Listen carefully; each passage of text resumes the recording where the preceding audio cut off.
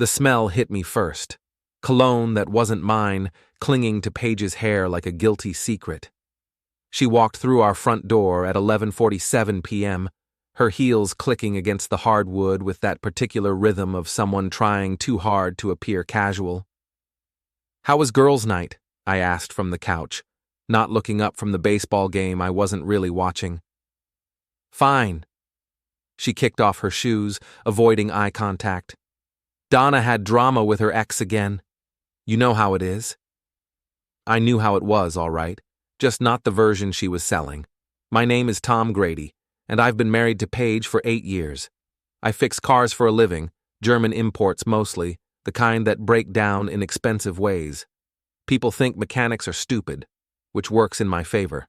They assume I can't see past a carburetor or connect dots that aren't printed in a service manual. They're wrong. For the past 3 months, I've been watching my marriage dissolve like sugar in acid rain. The signs started small. Paige staying late at the law firm where she works as a paralegal, new clothes appearing in her closet, phone calls that ended abruptly when I walked into the room. Then came the bigger tells, credit card statements with charges at restaurants I'd never been to, hotel receipts tucked in her purse, and that cologne that definitely wasn't mine. "I'm heading to bed," she said, already halfway up the stairs. "Sweet dreams," I replied, but she was gone. I waited until I heard the shower running, then pulled out my phone. 3 missed calls from Leon, my coworker at the garage. Leon's got eyes everywhere in this town, and lately, those eyes have been seeing things I needed to know about. I called him back. "Tommy boy," Leon's gravelly voice came through the speaker. "You sitting down? Just tell me. Saw your missus tonight at Romano's. Real cozy booth in the back. Guy had his hand on her thigh like he owned the mineral rights. Romano's, the fancy Italian place downtown where Paige claimed she'd never eaten because it was too pretentious. Apparently her standards had evolved. You get a good look at him? Eric Dalton, that real estate shark with the billboards all over town, your dream home awaits and all that garbage." Eric Dalton. I knew the name, knew the face from those cheesy advertisements. Married guy, 2 kids, reputation for closing deals and opening marriages. Perfect. Thanks, Leon. I owe you one. You don't owe me nothing. Just watch your back, you know? The shower was still running upstairs. I had maybe 10 minutes before Paige finished her post-affair cleanup routine. Time enough to do some digging. Her purse sat on the kitchen counter like a leather landmine. I'd never gone through it before. Call it respect, call it stupidity. Tonight, respect was taking a holiday. Inside, beneath the usual debris of receipts and lip gloss, I found what I was looking for. A hotel keycard from the Marriott downtown, dated last Tuesday. The same Tuesday she'd claimed to be working late on a big case, but the real treasure was tucked inside her wallet, behind her driver's license. A photo, printed on regular paper, folded twice. Paige in a black dress I'd never seen, leaning against Eric Dalton in what looked like a hotel room. His hand was on her waist, her smile was the kind she used to give me. The shower shut off upstairs. I put everything back exactly where I'd found it, erasing any trace of my discovery. Then I sat back down on the couch and waited. Paige appeared 20 minutes later in her bathrobe, hair wrapped in a towel. "You coming to bed?" she asked. "In a bit. Want to catch the highlights?" She nodded and disappeared back upstairs. 5 minutes later, I heard her phone buzz with a text message, then another, then silence. I could have confronted her right then, could have stormed upstairs with the hotel key card and that photo, demanding explanations and apologies.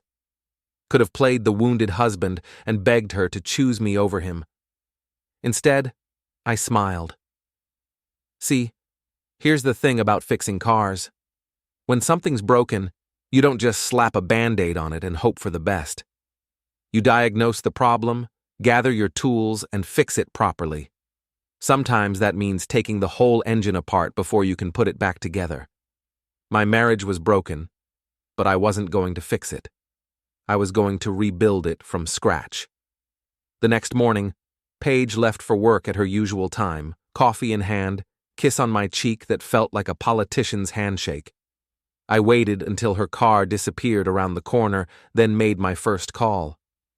"Jen, it's Tom. You busy today?"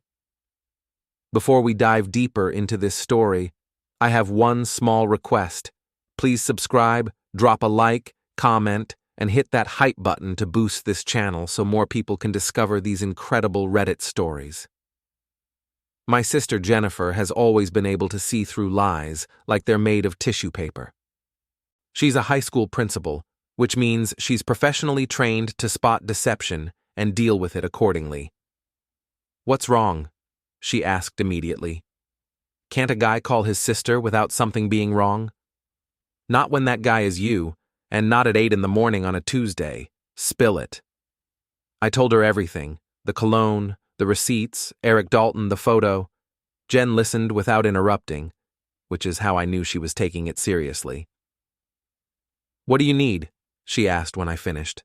"Time to think, and maybe some help when the time comes." "You got it. But Tom, don't do anything stupid." "Define stupid."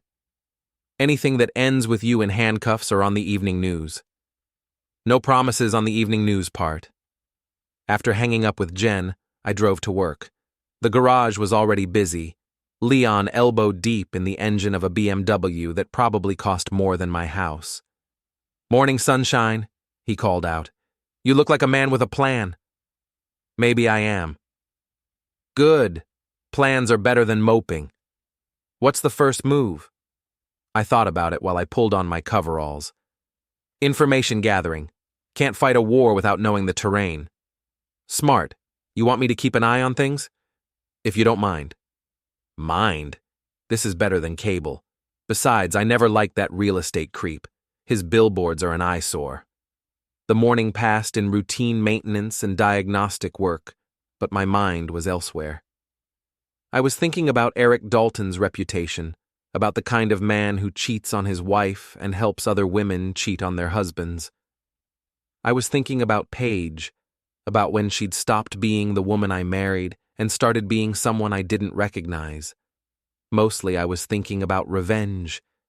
Not the hot, angry kind that lands you in jail. The cold, calculated kind that leaves your enemies wishing they'd never met you. Around noon, my phone buzzed with a text from Paige.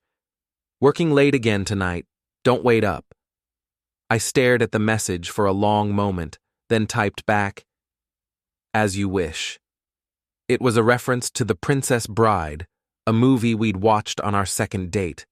Paige used to quote it all the time, back when she still laughed at my jokes and meant it when she said she loved me. Now it was going to mean something else entirely. That evening, instead of going home to an empty house and a reheated dinner, I drove to Romano's, not to confront anyone or make a scene, but to observe. Leon had taught me that the best mechanics are also the best detectives. You watch, you listen, you learn. I parked across the street with a clear view of the restaurant's entrance and settled in to wait. At 7:23 p.m., Eric Dalton's silver Mercedes pulled up to the valet stand. He stepped out wearing a suit that probably cost more than I made in a month, all confidence and swagger. Paige arrived 10 minutes later in her Honda, the car I'd helped her pick out 3 years ago because it was practical and reliable. She'd dressed up for the occasion, black dress, heels, the works, the same outfit from the photo in her wallet. They met at the entrance with a kiss that lasted longer than appropriate for a business dinner. Then they disappeared inside, just another couple having an affair in plain sight. I could have taken photos, could have documented everything for a divorce attorney. Instead, I drove home and started planning. The house felt different now that I knew the truth. Every shared memory, every piece of furniture we'd picked out together, every photo on the wall, it all felt like evidence of a life that had been a lie for longer than I wanted to admit. I poured myself a drink and sat down at the kitchen table with a legal pad. At the top of the page I wrote, "As you wish, project planning." Then I started making lists. What I knew, Paige was cheating with Eric Dalton. They'd been meeting at Romano's and the Marriott downtown. She was lying about working late. He was married with kids. What I needed to know, how long it had been going on, whether anyone else knew, what their endgame was, how deep the deception went. What I wanted, justice. Not the legal kind. That would just mean lawyers and paperwork and splitting assets. The personal kind. The kind that would make them understand exactly what they'd thrown away and exactly what it was going to cost them. My phone rang at 11:15 p.m. Paige. "Hey," she said, sounding tired. "Just leaving the office. Be home soon." "Drive safe," I replied. "Love you."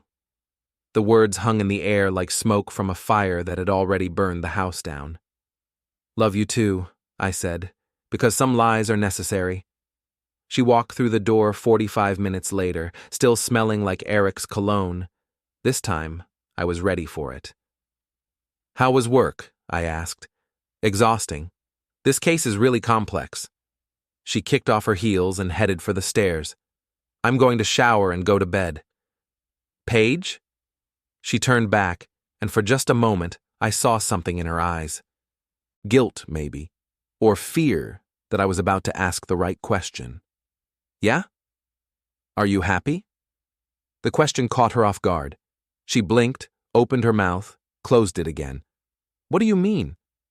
"I mean, are you happy? With us? With your life? With everything?" "Of course I am. Why would you ask that?" "Just wondering. You seem distant lately." "I'm just stressed with work. You know how it is." "Sure," I said. "I know exactly how it is." She studied my face for a moment, looking for hidden meaning. I kept my expression neutral, concerned husband asking concerned husband questions. "Get some sleep," she said finally. "You look tired." After she went upstairs, I pulled out my phone and scrolled through our text message history, searching for clues I'd overlooked, patterns I hadn't spotted. What I found was a relationship slowly fading, one unanswered message at a time. 3 months ago, I'd sent her a photo of a sunset from the garage parking lot with the caption, "Thought you'd like this." She'd responded with a thumbs-up emoji. 2 months ago, I'd suggested dinner at that new place downtown. She'd said she was too tired. Last month, I'd asked if she wanted to go away for a weekend. Just the two of us. She'd said maybe later, when work calmed down. Work. Always work. I scrolled further back to the beginning of our text history. The early messages were full of inside jokes and heart emojis and plans for the future. When had that stopped? When had we become strangers sharing a mortgage? The shower turned on upstairs, and I heard Paige's phone buzz on the kitchen counter. She'd left it behind in her hurry to wash off the evidence. I looked at the screen. A text from Donna, Paige's best friend and alibi provider. "Hope you had fun tonight. He's definitely falling for you hard." My hands didn't shake as I read it. My pulse didn't quicken. I just felt cold, like someone had opened a window in January and let all the warmth out of the house. I took a photo of the message with my own phone, then deleted the text from Paige's device. Let her wonder why Donna never responded to whatever she sent back. The shower was still running. I had time for one more task. I went to the garage and found the toolbox where Paige sometimes stored things she didn't want in the house. Old tax documents, sentimental items from before we were married, things like that. Hidden behind a stack of owner's manuals, I found what I was looking for. A second phone. Cheap, prepaid model. The kind you buy with cash when you don't want your activities traced to your real number. I turned it on. The message history was exactly what I expected. Months of conversations with Eric, planning meetings, sharing intimate details about their affair and their feelings for each other. But there was something else, something that made my chest tighten with a different kind of anger. Messages about me, about how I was boring and going nowhere and too stupid to figure out what was happening right under his nose. "He actually believes I'm working late," one message read. "It's almost sad how trusting he is." "Don't feel bad," Eric had responded. "Some people are just meant to be left behind." I took photos of everything, then put the phone back exactly where I'd found it. When Paige came downstairs 20 minutes later in her pajamas, I was back on the couch watching television. "What are you watching?" she asked. "Old movie, The Princess Bride." She paused in the doorway. "We haven't watched that in years." "I know, felt like revisiting it." On screen, Wesley was explaining to Prince Humperdinck that "to the pain" means living with the consequences of your actions for the rest of your life. "I'm going to bed," Paige said. "Sweet dreams." She hesitated at the bottom of the stairs. "Tom, is everything okay? You've been different lately." I looked at her, really looked at her, for the first time in months. She was still beautiful, still the woman I'd fallen in love with 8 years ago. But she was also a stranger now, someone capable of deception on a scale I was only beginning to understand. "Everything's fine," I said. "Just tired, I guess." "Maybe we should do something this weekend. Together, I mean. It's been a while." "Maybe," I agreed. "We'll see how things go." After she went upstairs, I stayed on the couch until the movie ended. Wesley got his revenge, Buttercup realized what she'd almost lost, and everyone lived happily ever after. Real life, I was learning, required a different kind of script. The next morning, I called in sick to work. Leon covered for me without asking questions, which is why he's been my best friend for 15 years. Some people understand that sometimes you need a day to prepare for war. My first stop was the bank. Paige and I had always kept separate checking accounts but shared a savings account and credit cards. I couldn't close the shared accounts without her signature, but I could do something almost as effective. "I'd like to set up alerts on all our shared accounts," I told the banker, a middle-aged woman named Carol who'd helped us get our mortgage. "Text messages whenever there's any activity over $50. "That's smart financial planning," Carol said approvingly. "A lot of couples don't keep close enough track of their spending." "We're working on better communication," I said, which was true in its own way. Next stop, Verizon. Our phone plan was in my name, which meant I could access detailed billing records. What I found was 3 months of calls and texts to Eric Dalton's number, always during work hours when she knew I wouldn't be checking up on her. I printed out the records and added them to a folder I'd started, labeled Project Documentation. Evidence, in other words. Not for a lawyer, but for something more personal. My third stop was the most important. A visit to Donna Martinez, Paige's best friend and primary alibi provider. Donna lived in a condo complex about 10 minutes from our house. She worked as a dental hygienist, which meant she was home most afternoons. I'd always liked Donna. She was funny, honest, and had been a good friend to both of us over the years. At least, I'd thought she was honest. I knocked on her door at 2 p.m., holding a box of her favorite cookies from the bakery downtown. "Tom?" She looked surprised to see me. "What are you doing here?" "Brought you these," I said, offering the cookies. "Paige mentioned you were going through a rough patch with your ex. Thought you could use some cheering up." Donna's face went through several expressions in quick succession. Confusion, guilt, and finally resignation. "Come in," she said. Her living room was decorated in what I'd call aggressive cheerfulness. Bright colors, inspirational quotes on the walls, plants everywhere. We sat on her yellow couch, and I waited for her to speak first. "How much do you know?" she asked finally. "Enough. The question is, how much do you know?" Donna sighed and opened the cookie box. "She's going to hate me for this." "Probably. But she's going to hate you anyway when this all comes out. At least this way, you get to be on the right side of it." It started about 4 months ago. She met him at some legal conference, and he just swept her off her feet, I guess. Flowers, expensive dinners, telling her she deserved better than... She stopped herself. Better than me? "Tom, I never agreed with any of this. I told her she was making a mistake, that you're a good guy, that she should talk to you about whatever was making her unhappy. But she said the marriage was over anyway, that you two had grown apart. What else?" They've been talking about her leaving you. Eric says he's going to leave his wife too, that they can start fresh together. Paige believes him, but… Donna shook her head. I've seen this before. Guys like Eric don't leave their wives. They just trade up to newer affairs. Has she asked you to lie for her? Every time they meet up. Tell Tom we went to a movie. Tell Tom we went shopping. Tell Tom I was here crying about my ex. I hated doing it, but she's my best friend, you know? I understand. But Donna, I need you to understand something too. This is going to end badly for everyone involved. The question is whether you want to go down with the ship or help me steer it to safer waters. She looked at me for a long moment, weighing loyalty against conscience. What do you need me to do? I spent the next hour explaining my plan.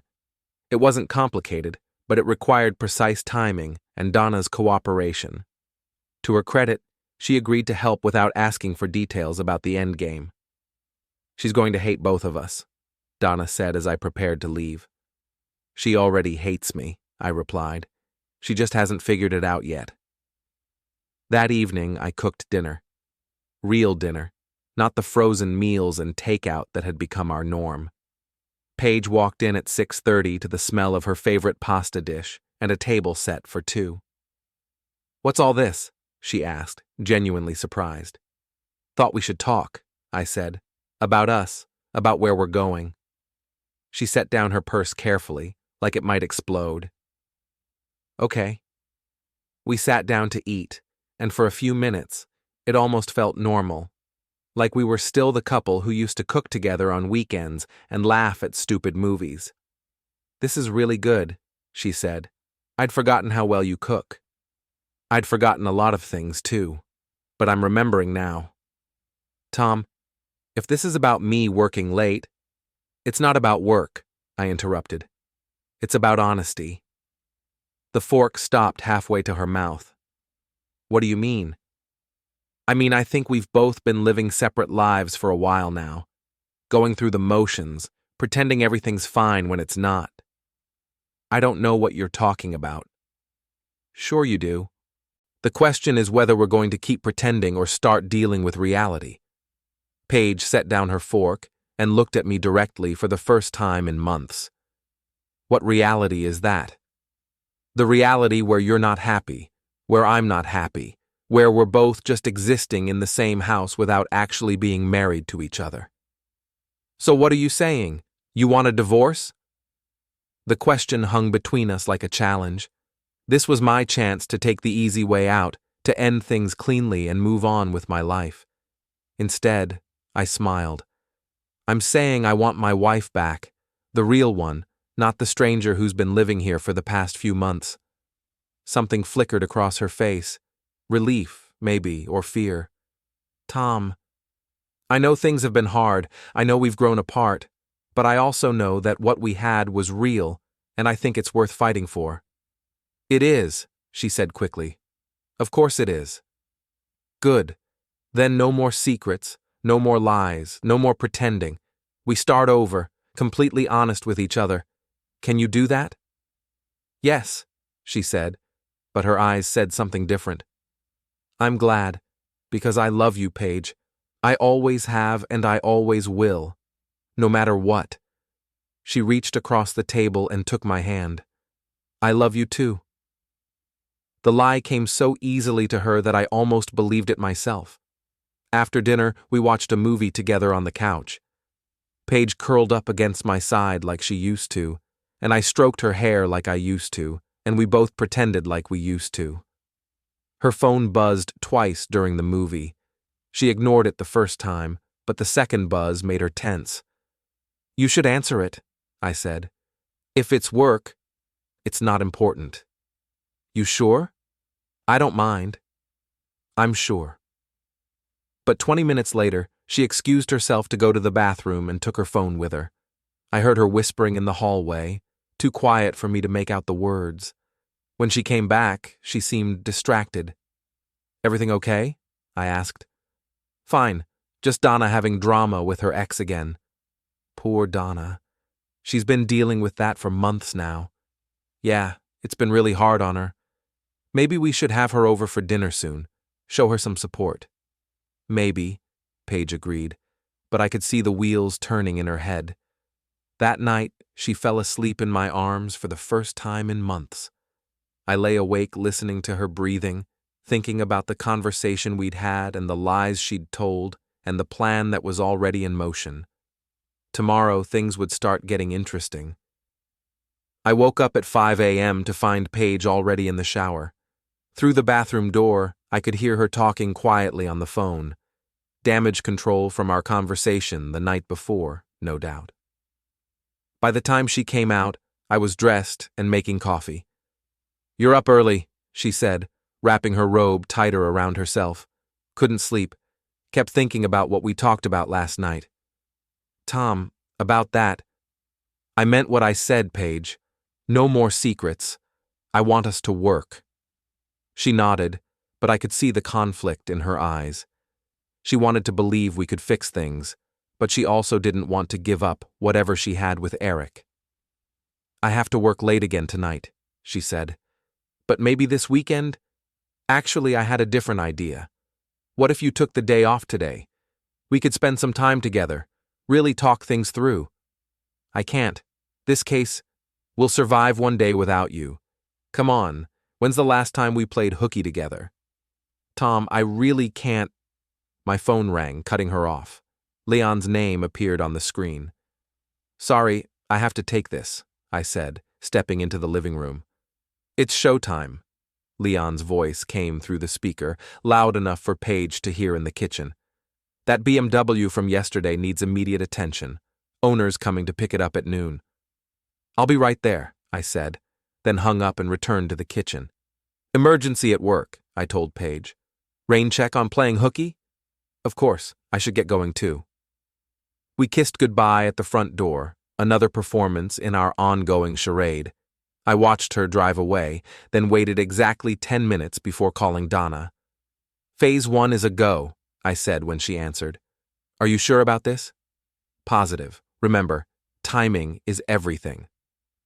At 10 a.m., while I was supposedly dealing with a BMW emergency, Paige received a text from Donna. "Emergency. Need to talk ASAP. Can you meet me at Romano's for lunch?" At 10:15, Eric received a similar text from his wife, Trina. "Surprise. Taking the afternoon off. Meet me at Romano's at noon. Miss you." I knew about these messages because I'd sent them myself, using a spoofing app that let me send texts from any number. Technology is wonderful when you know how to use it.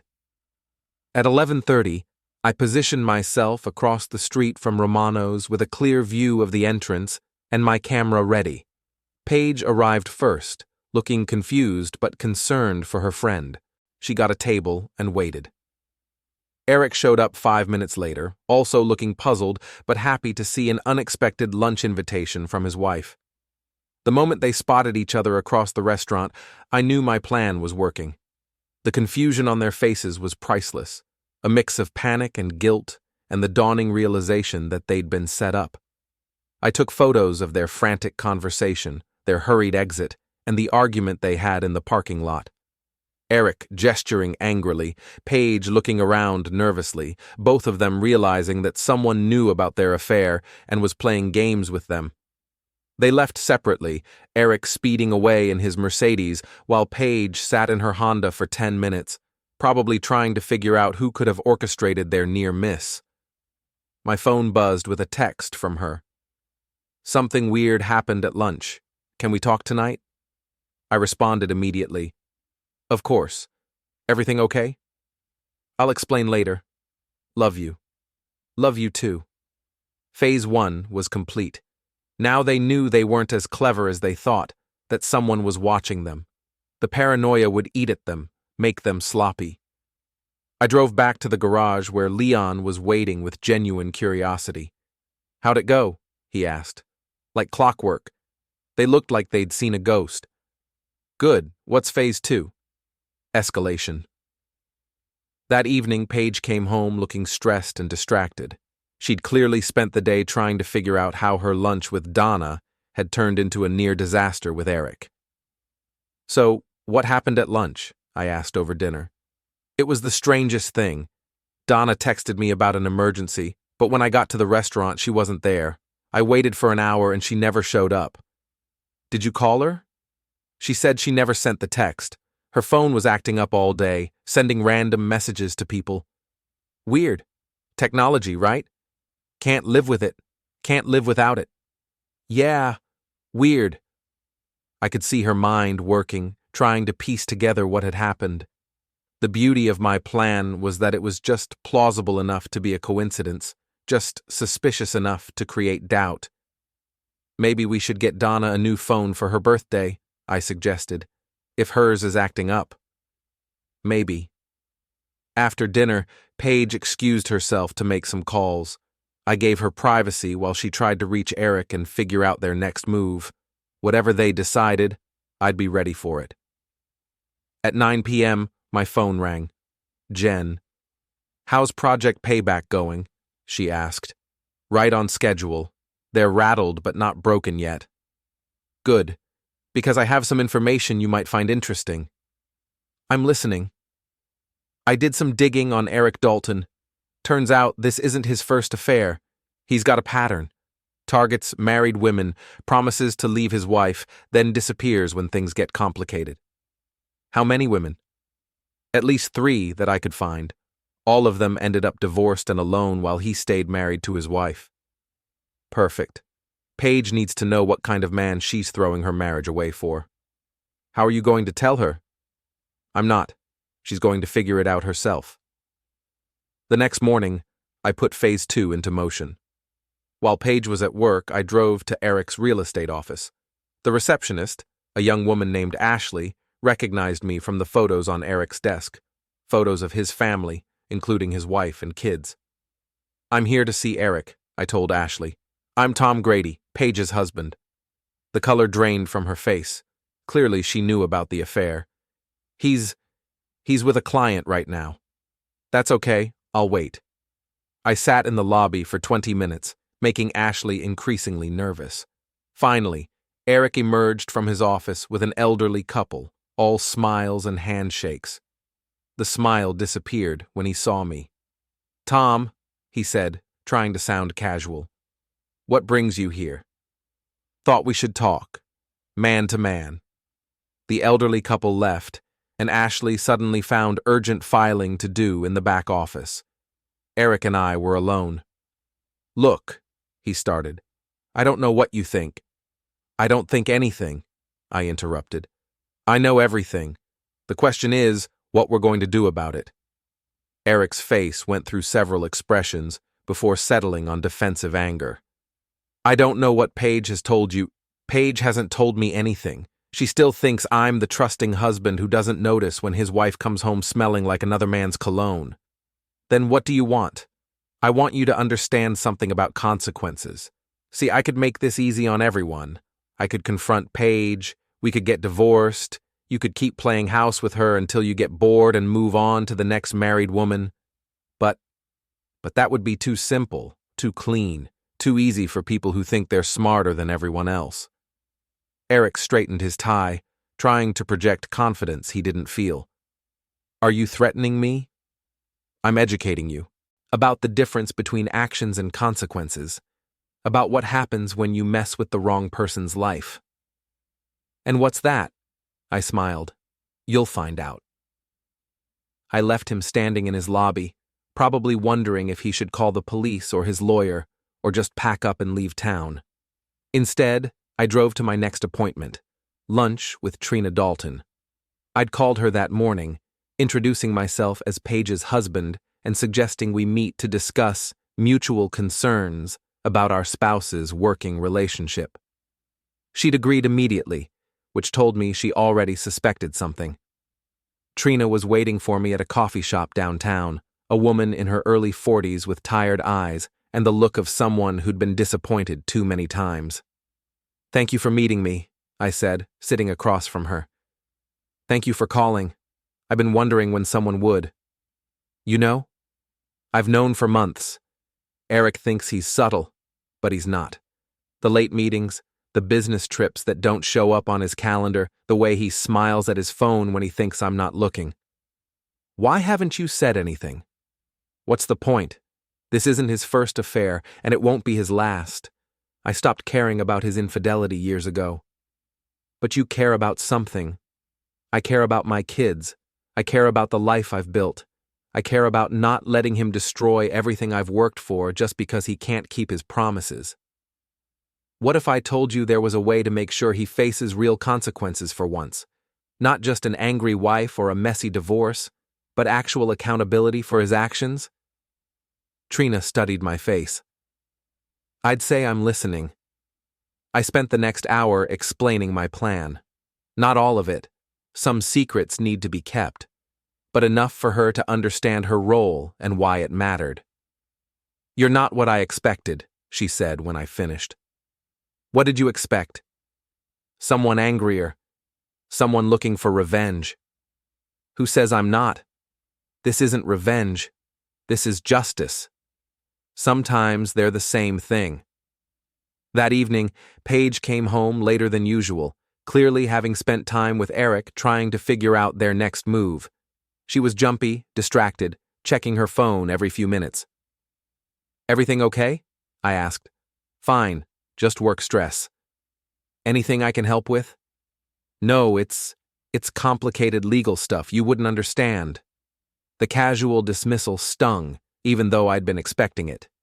In her mind, I was still the simple mechanic who couldn't possibly comprehend the complexities of her sophisticated world. Try me, I said. Tom, I don't mean it like that. It's just that you think I'm too stupid to understand your problems. That's not what I said. It's what you meant. We stared at each other across the kitchen, 8 years of marriage and months of deception hanging between us like a curtain. I'm going to bed, she said finally. Good night, Paige. Good night. After she went upstairs, I sat at the kitchen table and reviewed my timeline. Phase 1, complete. Phase 2, in progress. Phase 3 would begin tomorrow, and after that, there would be no going back for any of us. I pulled out my phone and sent a text to Leon. Tomorrow we finish this. His response came immediately. About time. I'll bring popcorn. Outside, it started to rain.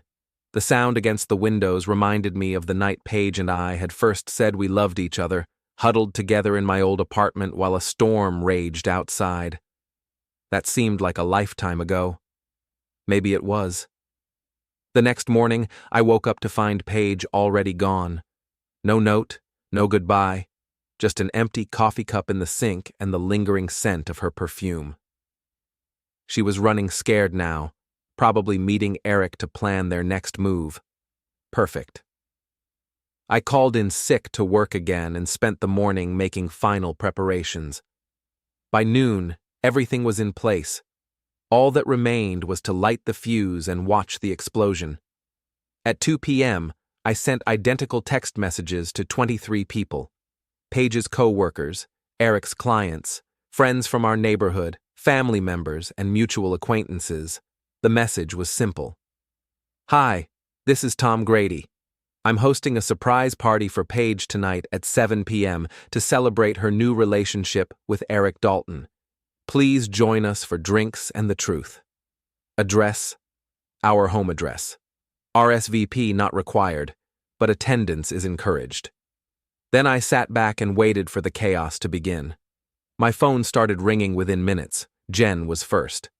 Tom, what the hell are you doing? Throwing a party.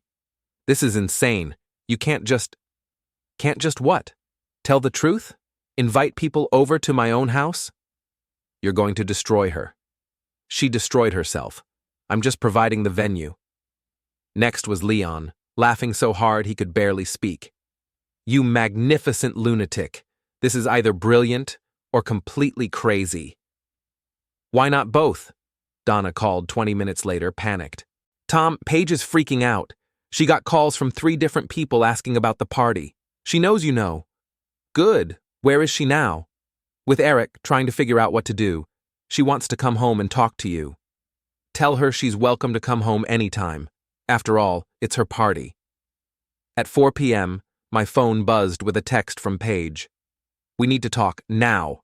I responded, "I'll be here. Bring Eric if you want. The more the merrier." She called immediately. "Tom, please let me explain." "Nothing to explain. I understand everything perfectly." "You don't. It's not what you think. It's exactly what I think. You've been having an affair with Eric Dalton for 4 months. You've been lying to me, using Donna as an alibi, and planning to leave me for a man who's never going to leave his wife." Silence on the other end of the line. "How long have you known?" she asked finally. "Long enough." "Why didn't you say something?" "I am saying something. Tonight, at 7, to everyone who matters." "Tom, please don't do this. We can work things out, just the two of us. We don't need to involve other people." "Other people are already involved. Eric's involved. Donna's involved. Your co-workers are involved. The only person who wasn't involved was me, and that changes tonight. What do you want?" "I want you to come home. I want you to face the consequences of your choices. I want you to stop pretending you're the victim in this story." "And if I don't?" "Then you don't. But the party happens either way." She hung up without saying goodbye. At 6 p.m. I showered, put on my best shirt, and started setting up for guests. I arranged chairs in the living room, put out snacks and drinks, and placed a large photo of Paige and Eric together on the mantelpiece, blown up from one of the pictures I'd taken outside Romano's. At 6:45, the first guests arrived. My neighbor, Mrs. Patterson, a retired teacher who'd always liked Paige. She took one look at the photo on the mantel and understood immediately. "Oh, Tom," she said, giving me a hug. "I'm so sorry." "Don't be sorry, be honest. That's all I want from anyone." More people arrived, co-workers from the garage, friends from our old bowling league, Paige's cousin Sarah, who'd driven down from Chicago after getting my text. Each person who walked through the door saw the photo and understood why they'd been invited. At 7:15, Paige's Honda pulled into the driveway. She sat in the car for several minutes, probably gathering courage, before finally walking to the front door. She looked beautiful and terrified, dressed in the black dress from the hotel photo. Behind her, Eric's Mercedes sat at the curb like a getaway car. "Hello, Paige," I said when she walked in. "Welcome to your party." The living room fell silent. 23 people turned to look at the woman who'd been living a double life, their faces showing various combinations of sympathy, curiosity, and judgment. "Tom," she said quietly, "please don't do this." "Do what? Tell the truth? Introduce you to people who care about you? Show them who you really are?" Eric appeared in the doorway behind her, looking like he wanted to be anywhere else in the world. "And here's the guest of honor," I announced. "Eric Dalton, everyone. Paige's new boyfriend and the reason we're all here tonight." "This is harassment," Eric said, pulling out his phone. "I'm calling the police." "Please do. I'd love to explain to them how you've been helping my wife commit adultery in our marriage bed." Eric's hand froze halfway to his ear. "That's right," I continued, addressing the room. 4 months of lies, 4 months of deception, 4 months of my wife pretending to work late while she was actually playing house with a married man who's never going to leave his wife. "Tom, stop," Paige pleaded. "Why should I stop? You didn't stop. Eric didn't stop. Donna didn't stop lying for you. Why should I be the only one who stops?" I walked to the mantelpiece and picked up the photo of them together. This was taken outside Romano's restaurant 3 weeks ago, the same night Paige told me she was working late on a big case, the same night Eric told his wife he had a client dinner. I passed the photo around the room. Each person who looked at it handed it to the next with the careful solemnity of evidence in a trial.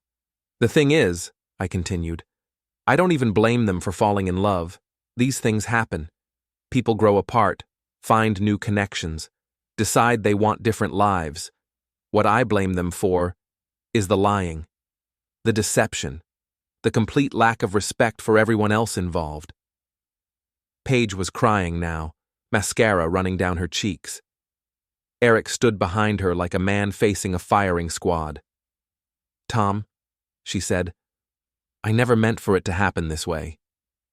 How did you mean for it to happen? Were you planning to tell me eventually, or were you just going to keep lying until you figured out your exit strategy? I don't know. I was confused. I didn't know what I wanted. You knew enough to book hotel rooms. You knew enough to create elaborate alibis. You knew enough to make me feel like I was going crazy for suspecting something was wrong. The room was completely silent, except for the sound of Paige crying. Here's what's going to happen, I said. Everyone here is going to know the truth about what kind of people you are. Everyone here is going to understand that actions have consequences, and everyone here is going to remember this moment the next time they're tempted to lie to someone they claim to love. What do you want from us? Eric asked. Nothing. I don't want apologies. I don't want explanations. I don't want promises to do better. I want you to live with the consequences of your choices. I looked around the room at the faces of people who'd known us as a couple, who'd celebrated our anniversary and attended our holiday parties and believed in our marriage. The truth is, our marriage was already over before either of them started their affair. We'd grown apart, stopped communicating, stopped trying. But instead of being honest about that, instead of having the difficult conversations that might have saved us, or at least ended things with dignity, they chose deception. Paige looked up at me through her tears. Tom, I'm sorry, I'm so sorry. I know you are, but sorry doesn't change anything. Sorry doesn't give me back the 4 months I spent thinking I was losing my mind. Sorry doesn't make the lies true or the truth less painful. I walked to the front door and opened it. The party's over. Everyone knows what they came here to learn. Paige, Eric, you're free to go live whatever life you think you want together. Just remember that it's built on a foundation of lies, and those kinds of foundations don't usually hold up very well over time. People began filing out, some stopping to squeeze my shoulder or offer quiet words of support. Mrs. Patterson was the last to leave. You're going to be okay, Tom, she said. Better than okay. I know. After everyone left, it was just the three of us, me, Paige, and Eric. The silence stretched until Eric finally spoke. For what it's worth, I never meant for it to go this far. Yes, you did.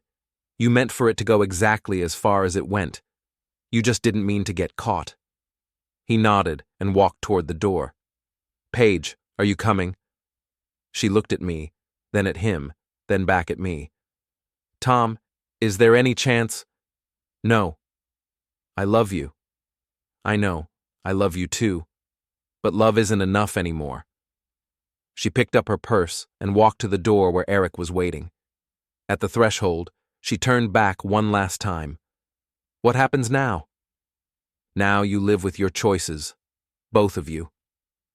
They left together, and I was alone in the house that had been our home for 8 years. I cleaned up the glasses and plates, put away the chairs, and took down the photo from the mantelpiece. Then I sat on the couch and called Jen. How do you feel? She asked. Empty, but not in a bad way, like I finally put down something heavy I'd been carrying for too long. What's next? I don't know. Divorce proceedings, I guess. Selling the house, starting over. You did the right thing, Tom. I know, but knowing something is right doesn't always make it feel good. Give it time. After hanging up, I sat in the quiet house and thought about the future. For the first time in months, I felt like I could breathe. The lies were over, the deception was finished, and everyone involved would have to live with the consequences of their choices. As you wish, I thought, as you wish. Outside, it started to rain again, but this time it sounded like washing instead of weeping. Like the world cleaning itself for whatever came next. I was ready for whatever that was.